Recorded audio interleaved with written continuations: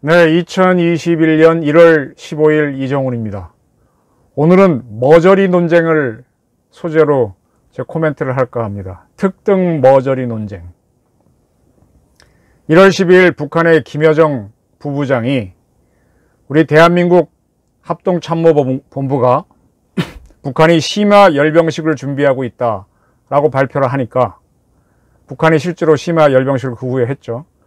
김여정이가 정밀 추적 중이라느니 하는 힛다운 소리를 내뱉는 것은 남조선 당국이 품고 있는 동족에 대한 적의적 시각에 대한 숨김없는 표현이라 해야 할 것이다.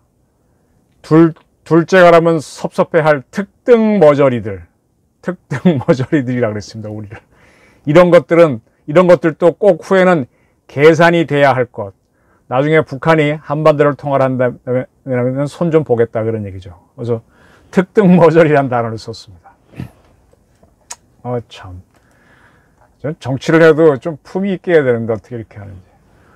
자, 문재인 대통령의 복심이라고 불리는 사람이 윤건영 민주당 의원이죠. 그가 1월 15일 YTN 라디오 황보선의 출발 새아침에 인터뷰를 했습니다. 거기에서 김여정이 특등 머저리라고 한 거에 대해서 그것은 대화의 여지를 열어두고 있는 것, 이렇게 해석을 했습니다. 뭐라고 했는가 하면, 남북관계에 대해 큰 틀에서 보면 불만 표시가 있었다. 김여정이가 그랬다는 거죠. 핵심은 대화의 여지를 열어두고 있는 것. 네, 김여정이가 특등 머저리라고 한 거는 남한하고 대화하자는 뜻이랍니다. 이왕 하려면 좀 더 과감하게 하자는 요구를 속에 담고 있다고 생각한다. 이렇게 해석을 했습니다. 네. 특등 머저리라고 한 거는 속에다가는 김여정이 속으로는 대화하자는 뜻이라고 해석을 했습니다. 어떻습니까? 이 해석이 옳다고 생각하십니까? 아니면 정말 머저리 같은 해석이라고 생각하십니까? 윤건영 의원은 문정부의 대북 정책이 실패하고 있다는 비판에 대해서는 이렇게 대답했습니다. 대꾸할 가치가 있는지 잘 모르겠다. 윤건영 씨는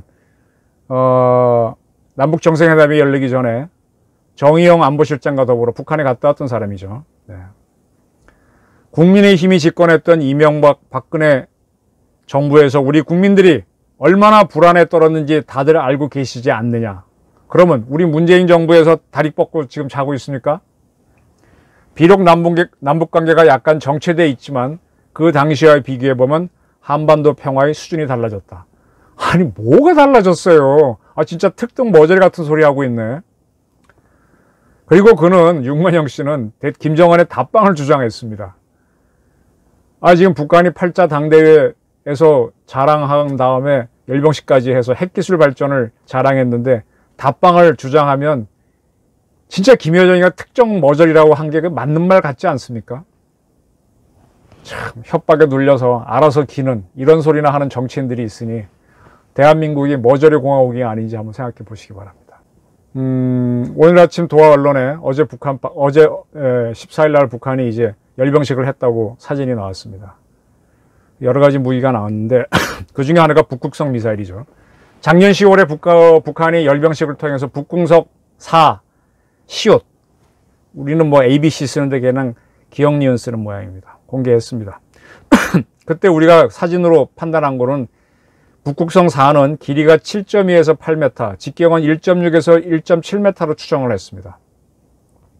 간단하게 설명할게요. 길이는 짧은 미사일입니다. 몸통은 굵어요. 왜 짜리몽땅할까? 기억해 두십시오. 그리고 이제 이번 열병식에서 공개한 북한의 북극성 5, 북극성 5 시옷은 북극성 4를 실었던 같은 차량에 실은 걸로 보이는데 지금 사진에 나오죠. 북극성 4를 실었을 때는 그 미사일 앞에 병사들이 총을 들고 서 있었는데 이 병사들이 없어져 있고 그 앞까지 탄두부가 나와 있습니다. 따라서 동체는 같아도 탄두부가 길어진 것 같다, 그런 해석들을 하고 있습니다.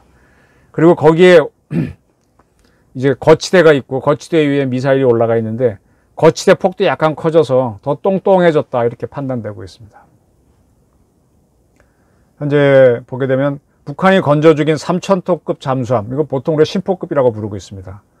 거기에는 북극성 4를 3발 탑재할 수 있다라고 해석되는데, 북극성 5는 좀 더 크잖아요. 그래서 심포급의 탑재가 좀 어려워서, 여기 좋은 잠수함이 있네요. 이거 대한민국 잠수함인데, 아이고, 제가 보여드리겠습니다. 이게 국산 잠수함, 뭐죠? KSS-3 잘 됐네요. 요게 톡 튀어나온 부분 있죠? 요 부분을 함교라 그럽니다. 네. 그 함교 쪽으로, 밑에서부터 함교 쪽으로 미사일을 수직으로 세워서 한두 발 정도 탑재하지 않겠나. 북극성 5를 그렇게 해석하고 있습니다. 북한이 이제 SLBM을 하고 있다니까 우리 쪽에서도, 저도 이제 방송을 통해서 한번 말씀드렸지만, 우리나라 언론도 대한민국이 SLBM을 개발하고 있다. 현무2B를 토대로 하고 있다. 이런 보도가 나왔습니다. 현무2B SLBM은 수중 발사 시험을 완료했고, 현재는 직접 잠수함에 넘어서 발사하려고 한다라는 겁니다. 지금 우리 한국형 SLBM을 쏠 잠수함이 바로 이 잠수함입니다. 이 모형입니다. 제가 갖고 있는데, 이게 이제 KSS-3 보이십니까? 글자가 여기. 이게 장보고 3라는 뜻인데, 1번 함이 도산 안창호 함인데, 도산 안창호 함 모델이 바로 이겁니다. 여기에 이 배가, 이 잠수함이 내년에 실전 배치되는데, 실전 배치되기 전에 여기다가 한국형 SLBM을 넣어서 쏘볼 겁니다. 올해 쏠 것 같기도 합니다. 잘 안 되면 내년에 쏘겠죠. 그래서 올해 확인해서 내년에는 딱 싣고 작전 들어갑니다. 한국형 잠수함을 설명드릴게요. 장보고 1, 장보고 2, 장보고 3라고 그럽니다. 영어로는 KSS. SS는 잠수함, 공격형 잠수함이고, K는 코리아죠. KSS-1, 2, 3라고 합니다. 장보고 1은 장보고 함이 제1번 함이고, 도합 9척이 만들어졌는데 1200톤입니다. 그리고 장보고 2는 손원일 함이 제1번 함으로서 1800톤입니다.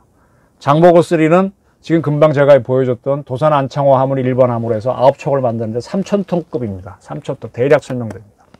근데 이 장보고 3는 우리가 독자 설계한 겁니다. 그 앞에 거는 독일 걸 갖고 와서 독일 기술을 토대로 만들었는데 독자적으로 만들었고, 모두 9척 합니다. 근데 이제 각각의 배를 3척씩 나눠 갖고 배치 1, 배치 2, 배치 3로 합니다. 배치 1이 바로 도산 안창호 함부터 1번, 2번, 3번 함이 됩니다. 현재 2척은 건조 중이고요. 도산 안창호 함은 아까 화면에 나왔듯이 2018년에 진수는 했습니다. 근데 무기를 탑재하는 걸 지금 하고 있죠. 그래서 실전 배치는 2022년에 된다. 여기에는 현무2B를 개조한 SLBM 6발을 탑재한다. 이렇게 되고요. 배치 2는 조금 더 큽니다. SLBM을 10발 탑재할 걸로 알려져 있습니다. 좀 더 커지겠죠. 많이 실으니까 똥똥해 더 커지지 않을까. 배치 3는 확정이 안 됐는데, 핵추진 잠수함으로 갈 수도 있고, 아니면은 디젤로 가는데 더 많은 무장을 탈재할 수도 있습니다. 네. 이 도산 안창호 함을 설명드릴게요. 계속 이겁니다. 길이는 83.3m. 그리고 이 앞부분 뾰족하죠. 요 지름입니다. 지름이 9.6m. 이러한 잠수함이 물속에 들어가면요, 수심 300 이렇게 들어갑니다. 들어가면 수압이 얼마나 세집니까? 수압이 굉장히 세거든요. 그래서 이 정도 들어가게 되면, 300m 들어가게 되면 지상에서 받는 것보다도 30배 이상 커집니다. 사람은 죽고요. 거기에 있는 물고기를 갑자기 꺼내면 여기 와서 터져 죽어요. 공기압이 30분의 1로 줄어드니까 자기가 팽창해갖고 살이 터져 나갑니다. 낚시하시는 분들 한 수심 10m에 있는 고기 딱 낚아채고 확 끌어올리면은 고기 몸속에 불에가 있죠. 불에가 압력이 약해지니까 공기가 확 늘어나서 불에가 입으로 탁 튀어나와 버리잖아요. 아시지 않습니까? 그 거꾸로 물속에 들어가면 수압을 굉장히 받습니다. 따라서 이런 잠수함도 들어가면 수압을 받기 때문에 이게 찌그러듭니다. 찌그러들면 큰일이죠. 그래서 이거는 선체를 이중으로 합니다. 함체를 이중으로 합니다. 그 중간에 막이 있고요. 그래서 안에 있는 함체는 쭈그러들지 않고 겉에 있는 함체는 쭈그러들었다 펴졌다 이렇게 되게 되어 있습니다. 이중 함체입니다. 그리고 이중 함체인데 완벽한 원입니다. 이 위에 조금 함교처럼 솟아있는 부분은 붙인 거고, 기본적으로 완벽한 원입니다. 지금 화면 나오나요? 저게 기본적으로 동그란 몸틀입니다. 그걸 진원이라 그러는데, 그 이중 함체 안에 들어가는 실제적인 그 선은, 우리 승조원들이 타는 공간의 지름은 7.7m입니다. 도산 안창호함. 근데 현무2의 길이는 길이가 12m입니다. 지름은 90cm. 그러니까 이게 실제적으로 승조원이 있는 구역보다도 더 길죠. 기니까 이걸 수직으로 세워야 돼요. 옆으로 하게 되면 어뢰고, 물속에서 나갈 때는 배 앞으로 나가면 되지만, 쏠려면 여기서 퓨 올라가야 되잖아요. 퓨 위로. 그래서 수직으로 세웁니다. 그러니까 할 수 없이 여기 함교, 삐죽 솟아있는 요 함교 부분에다가 이제 미사일을 걸치게 되는 거죠. 그러니까 지금 현무2에 비해서는 이 잠수함의 지름이 작다는 얘기입니다. 그러니까 배치2부터는 아마 좀 더 똥똥하게 더 키울 겁니다. 남북한 SLBM을 비교해 볼게요. 현무2는 길이가 12m, 북극성 4와 5는 7.2에서 8m로 추정됩니다. 짧습니다. 지름은 우리가 0.9인데 이북 거는 1.6에서 1.7로 추정됩니다. 북한 거는 굵고 우리 건 얇아요. 그러니까 북한 거는 쉽게 말하면 짜리몽땅하다는 거죠. 우리에 비하면. 그게 무슨 얘기가 하면 북한의 잠수함은 우리 잠수함보다 더 작다는 얘기입니다. 대한민국 장보고 3 손원일급은 아니죠. 도산 안창호급은 3,000톤인데 3,000톤인데도 북한도 3,000톤 만든다고 하는데 북한 3,000톤이 우리보다도 인플레되어 있다는 얘기죠. 더 작다는 얘기입니다. 그리고 짜리몽땅 하면은 어떻습니까? 여러분 왜 장거리 날아가는 포를 보게 되면 포신이 길잖아요. 왜 길어요? 멀리 가다 보면은 이게 빗나가잖아요. 그래서 포신이 길어야만 정확하게 날아갑니다. 짧으면은 마구 막 아무데나 날아갈 수가 있는 거죠. 미사일도 길이가 길수록 원하는 표적으로 더 잘 날아갑니다. 북한 미사일이 짧다는 거는 정확도가 떨어진다는 얘기입니다. 그리고 북한은 더 정확하게 말하면 신포급 잠수함 만들 계획이 있지만 잘 안 되고 있는 걸로 알고 있습니다. 우리는 지금 3,000도급 잠수함 금방 보여드린 대로 이거를 실전 배치를 앞두고 있습니다. 지금 미사일 SLBM을 쏘지 않아서 완성을 다 못 시켰을 뿐이죠. 우리나라는 현재 이지스 구축함이 3척이 있습니다. 지금 화면에 나오나요? 세종대왕함인데 미국과 일본의 이지스 구축함하고 우리의 구축함이 이지스가 같은 형입니다. 근데 차이점이 있어요. 지금 이 화면에 나오는 게 이게 수직 발사관 그 갑판 밑에 있는 갑판에 설치한 갑판 밑에 수직 발사관 미사일이 들어가 있는 그 통이거든요. 대한민국의 이지스 구축함은 128개의 수직 발사대를 설치하고 다시 말하면 거기에 128발의 미사일이 탑재됩니다. 미국과 일본의 이지스 구축함은 96개의 수직 발사관이 있고 따라서 96개의 미사일이 들어가는데 대한민국 이지스 구축함은 세계 이지스 구축함 중에서 미사일이 제일 많습니다. 우리 욕심을 냈죠.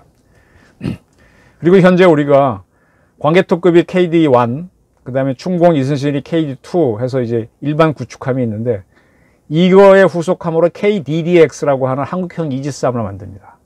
기존의 이지스의 한 3분의 2 무게 정도 되는데 거기에는 이러한 미사일을 48발 넣으려고 합니다. 무슨 얘기인가 하면은 한국의 잠수함들과 한국의 구축함들은 미사일을 많이 탑재하고 있습니다. 이북에는 지금 저 북극성을 개발하고 있지만 북극성을 실을 잠수함을 아직 못 만들고 있고요. 북한의 전투함들은 미사일이 없어요. 못 실어요. 걔는 지상 미사일만 있습니다.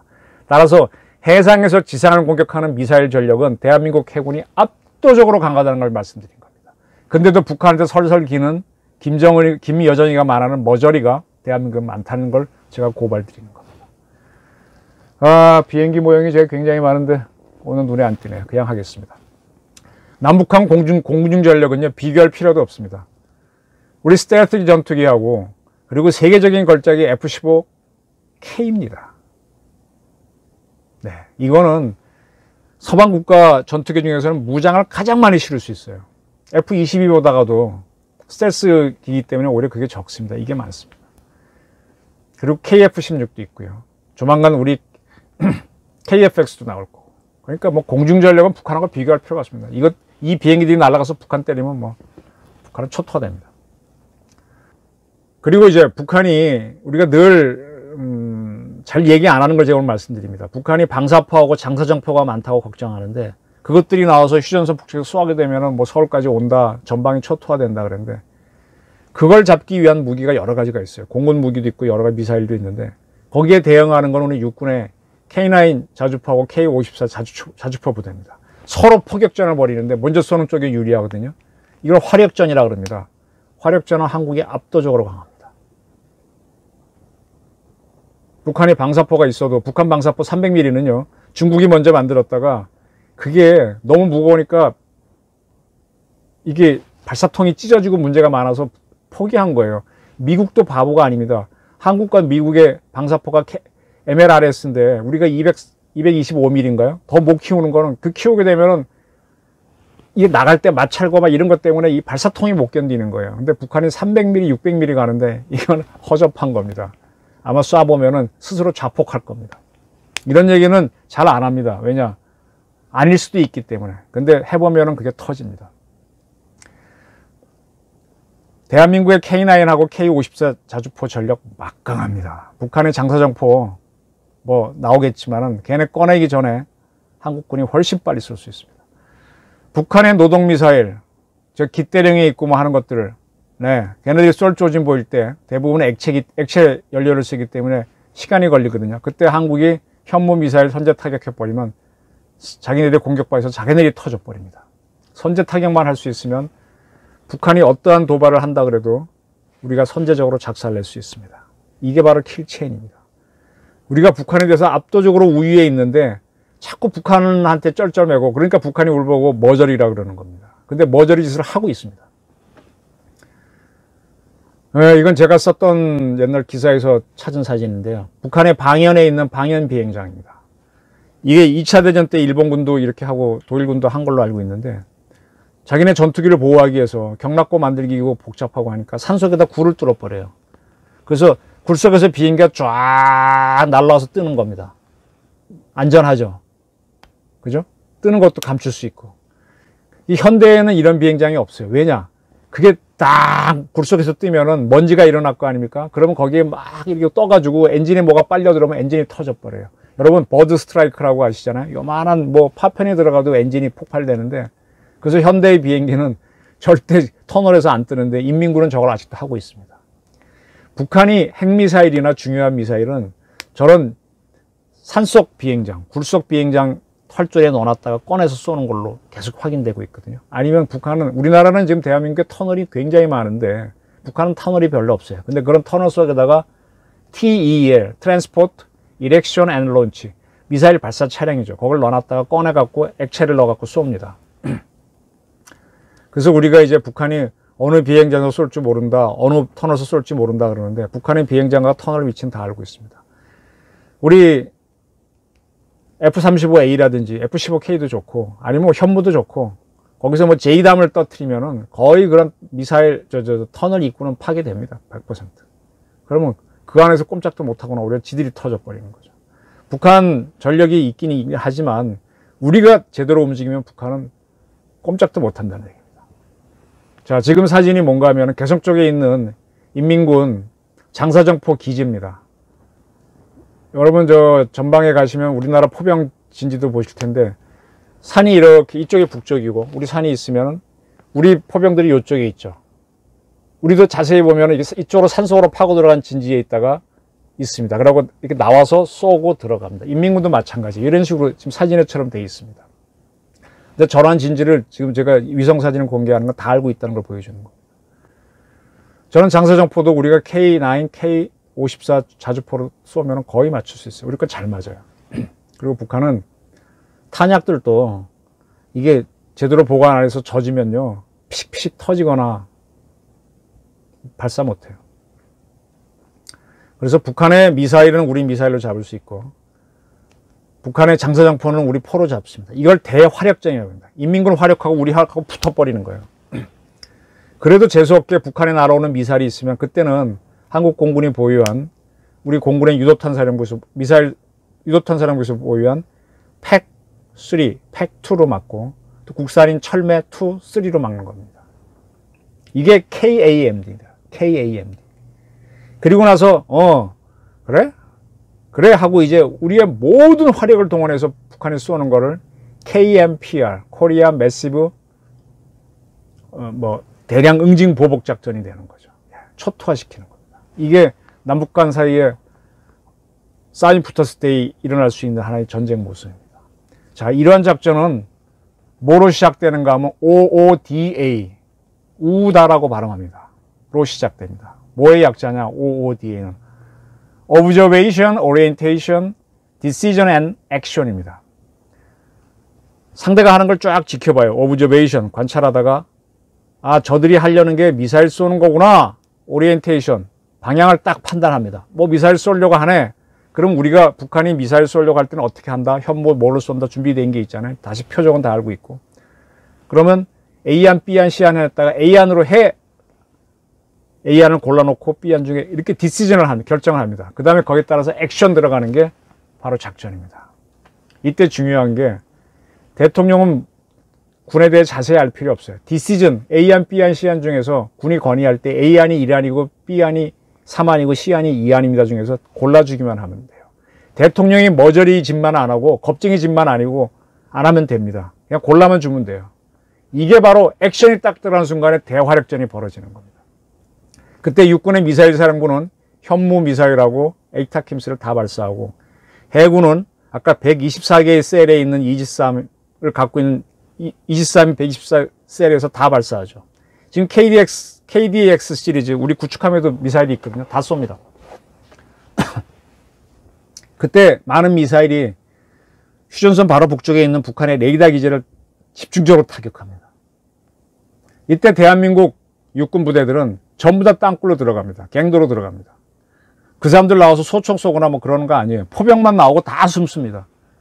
일단 사는 겁니다. 그 안에서 건빵 먹고 물 먹고 건빵 먹고 지내는 거예요.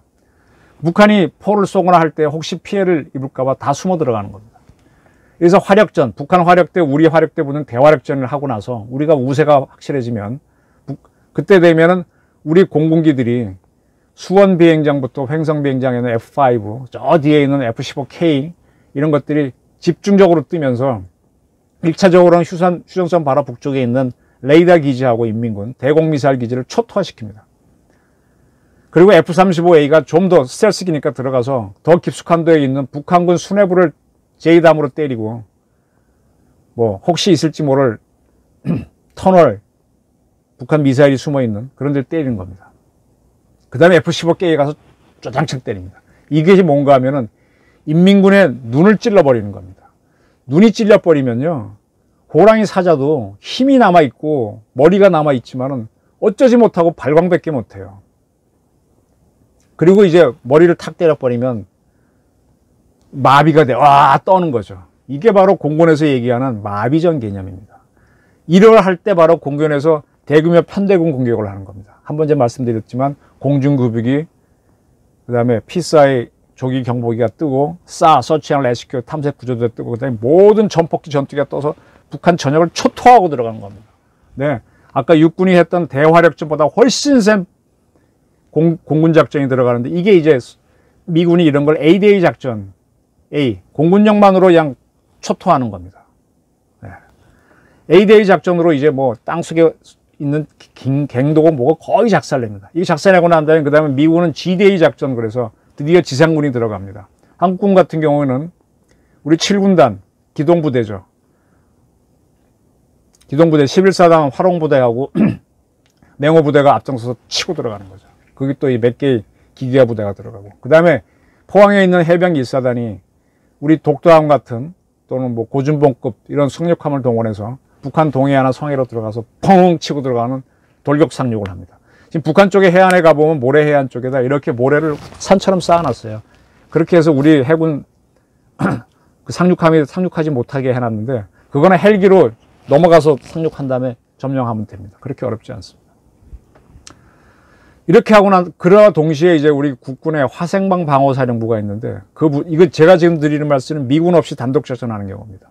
그 부대하고 육군의 특전사 부대가 합동으로 공중으로 들어가서 북한 핵기지하고 화학무기 기지를 들어가 점령을 하는 겁니다.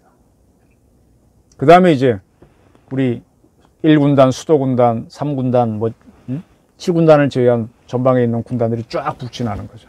이렇게 들어간 건데 북한이 성공을 했기 때문에 우리는 북진하는 건 침략이 아닙니다. 유엔이 금지하는 침략이 아닙니다. 그래서 보병군단이 잔적들을 소탕하고 인민군한테 총을 뺏고 하는 무장해제를 합니다. 그래서 북한 전역을 점령하고 나면은 북한 주민들 스스로가 자유정부를 세우게 해주고, 그 다음에 우리 민사심리전 부대가 들어가서 열심히 움직여서 그 북한 자유정부가 국회를 만들거든요. 그 국회 결의로 대한민국에 합병되겠다가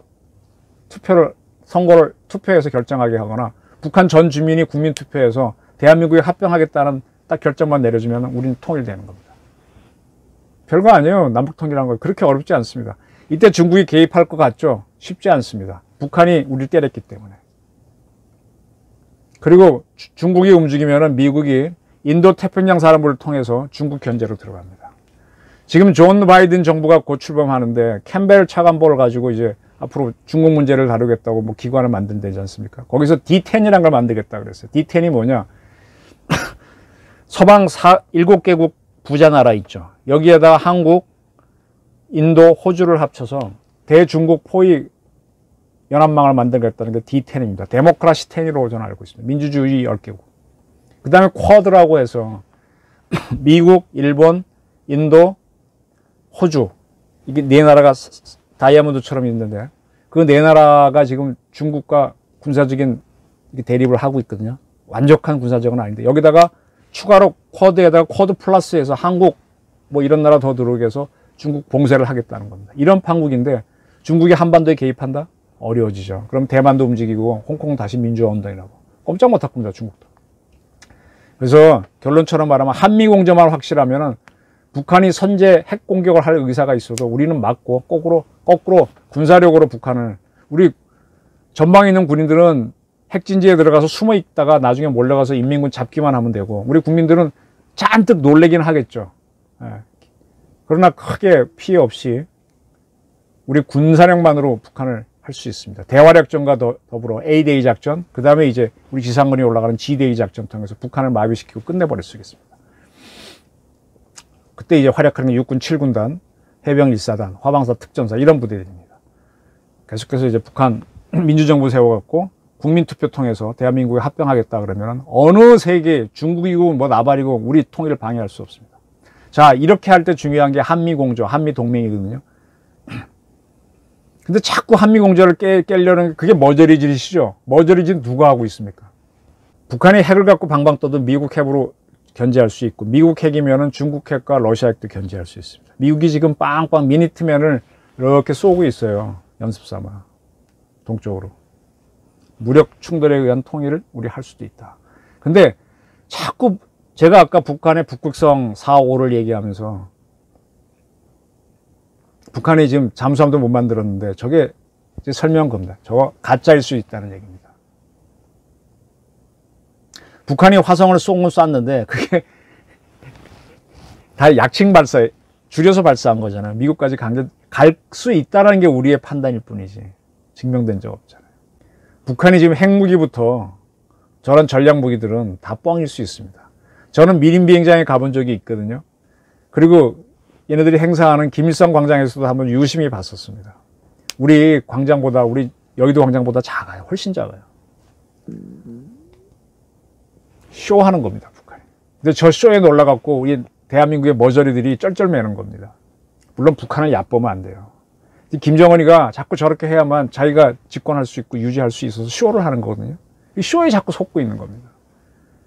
그리고 또 뭐 저렇게 하는 게 북한이 우리랑 대화하자는 식이다, 이렇게 또 머저리를 해주는 사람들이 나오니까 이 머저리 합창곡이 되는 겁니다. 북한은 열병식에 속지 마십시오. 북한이 뭐하든 간에 딱 북한을 몰면요, 스스로 무너지는 게 아니라 자폭을 합니다. 뭔가 하려고 하다가 무너집니다. 그래서 통일을 원하면 대비를 하는 거, 준비를 하는 거지. 김정은이 하는 말에, 김정은이 우리 보고 머저리라 그랬는데, 저게 북한이 대화하는 그런 사인이다, 이런 식으로 우리 머저리 같은 해석 하지 말자고요. 제가 오늘 어느 누구도 우리 군에 있는 분들이 말하기 조심스러워하는 부분, 북한의 전력은 가짜다. 핵도 가짜일 수도 있다. 핵은 있지만은 제대로 된 핵이 아니다. 근데 여기 자꾸 속아 넘어가는 머저리가 있다. 주사파들이 많은 정권이 그렇다. 이 부분을 보시라는 얘기입니다. 우리는 지금 굉장히 좋은 기회를 잡고 있는데 참 머저리같이 북한한테 너무 기회를 주고 있는 건지도 모릅니다. 좀 생경하신가요? 다시 한번 보십시오. 북한 무기 잘 보십시오. 저런 무기는 엉터리입니다. 오늘 제가 드리는 말씀은 더 이상 머저리가 되지 말자 이겁니다. 경청해 주셔서 감사합니다.